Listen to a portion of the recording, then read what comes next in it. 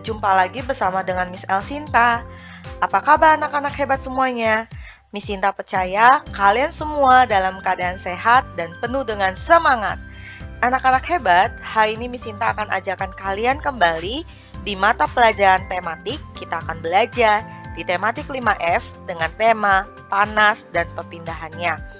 Kita masih tetap belajar di subtema yang pertama. Kita akan lanjutkan materi kita di pembelajaran yang keempat hingga yang keenam. Selamat mengikuti anak-anak semuanya. Adapun beberapa hal yang akan kita pelajari secara bersama-sama. Yang pertama, kita akan belajar pengaruh interaksi manusia dengan lingkungan alam. Yang kedua, kita akan belajar peristiwa pemuaian dan penyusutan dalam kehidupan setiap hari. Yang ketiga, kita akan belajar lagu bertangga nada diatonik. Lalu yang keempat, kita akan belajar kewajiban sebagai siswa dan warga negara. Dan yang terakhir, kita akan belajar tanggung jawab sebagai siswa dan warga negara. Pengaruh interaksi manusia dengan lingkungan alam. Tentunya ada dua pengaruh, yaitu dampak positif dan dampak negatif.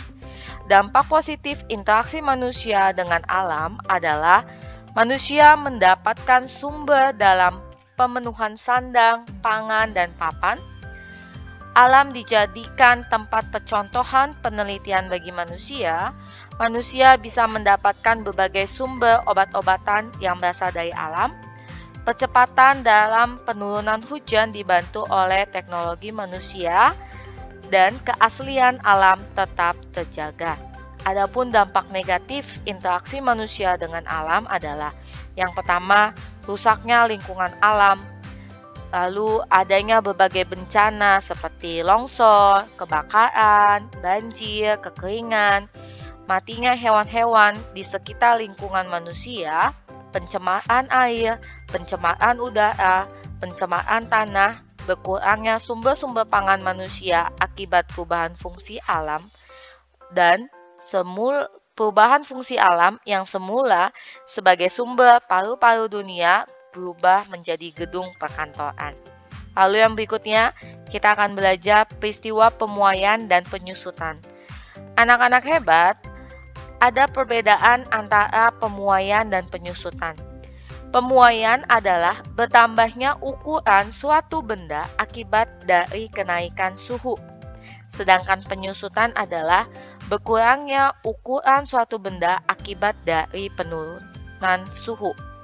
Kenaikan dan penurunan suhu dipengaruhi oleh energi panas yang ada di sekitar benda tersebut. Berikut ini merupakan contoh-contoh pemuaian. Anak-anak bisa perhatikan, ada pemuaian zat padat, ada pemuaian zat cair, dan ada pemuaian gas. Contoh pemuaian zat padat, rel kereta api yang bengkok karena panas, kabel listrik yang lebih kendur ketika siang hari, pemasangan ban baja pada roda lokomotif, dan masih ada lagi beberapa lainnya. Pemuaian zat cair contohnya adalah air dalam panci akan meluap ketika dipanaskan. Termometer memanfaatkan pemuaian zat cair pada tabung termometer. Lalu pemuaian gas yang pertama yaitu balon yang meletus terkena panas, roda kendaraan yang meletus terkena panas. Lalu yang berikutnya adalah contoh penyusutan, ada zat padat, zat cair, dan zat gas. Zat padat, kabel telepon akan memendek pada malam hari dibandingkan siang hari. Pada zat cair, agar-agar memadat setelah dingin. Pada zat gas, ban sepeda mengepis jika sepeda diletakkan pada lantai keramik dalam waktu yang lama. Lalu yang berikutnya anak-anak yang akan kita pelajari yaitu lagu bertangga nada diatonik. Anak-anak tentunya sudah paham tentang tangga nada diatonik. Tangga nada diatonik adalah tangga nada yang mempunyai dua jarak tangga nada yaitu 1 dan setengah. Jumlah nada pokok pada tangga nada diatonik adalah 7 nada pokok yaitu Do, Re, Mi, Fa, Sol, La, Si. Anak-anak bisa perhatikan bahwa tangga nada diatonik itu dibagi menjadi dua, yaitu diatonik mayor dan diatonik minor. Pada umumnya, tangga nada diatonik dimainkan dengan alat musik piano atau organ. Contoh lagu tangga nada diatonik ada Anak Kambing Saya, Yamko Rambe Yamko, Kampuang Nan Jauh di Mato, Ampar-ampar Pisang, dan masih banyak lagi yang lainnya. Anak Kambing Saya berasal dari Nusa Tenggara Timur, Yamko Rambe Yamko berasal dari Papua, Kampuang Nan Jauh di Mato berasal dari Sumatera Barat, Ampar-ampar Pisang berasal dari Kalimantan Selatan. Lalu yang berikutnya kita akan belajar kewajiban sebagai siswa dan warga negara. Anak-anak perhatikan, ini adalah beberapa contoh gambar kewajiban kita sebagai siswa. Tentunya banyak sekali kewajiban kita sebagai siswa yang bisa kita lakukan di lingkungan sekolah. Yang pertama adalah mengikuti seluruh kegiatan sekolah sesuai dengan ketentuan yang berlaku. Mengikuti upacara bendera, memelihara seluruh fasilitas yang ada di lingkungan sekolah, menggunakan pakaian sesuai dengan jadwal dan ketentuan yang telah ditetapkan, serta siswa juga wajib membawa alat-alat belajar, misalnya seperti pulpen, pensil, buku catatan, buku paket, buku tugas, dan lain-lainnya. Lalu yang berikutnya, ini adalah kewajiban sebagai warga negara. Adapun beberapa kewajiban kita sebagai warga negara, anak-anak bisa perhatikan. Yang pertama adalah wajib menaati hukum dan pemerintahan. Lalu yang kedua, wajib ikut serta dalam upaya pembelaan negara. Lalu yang ketiga, wajib menghormati hak asasi orang lain.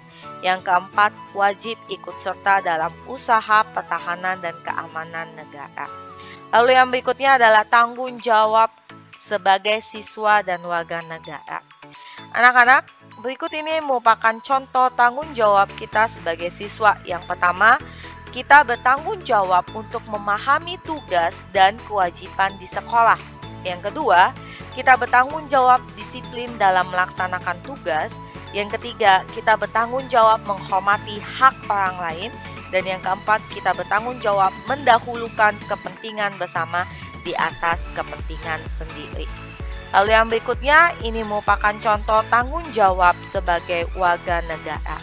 Anak-anak, tanggung jawab sebagai warga negara meliputi tanggung jawab terhadap diri sendiri, tanggung jawab sosial, tanggung jawab nasional, tanggung jawab kemanusiaan, dan tanggung jawab terhadap Tuhan Yang Maha Esa.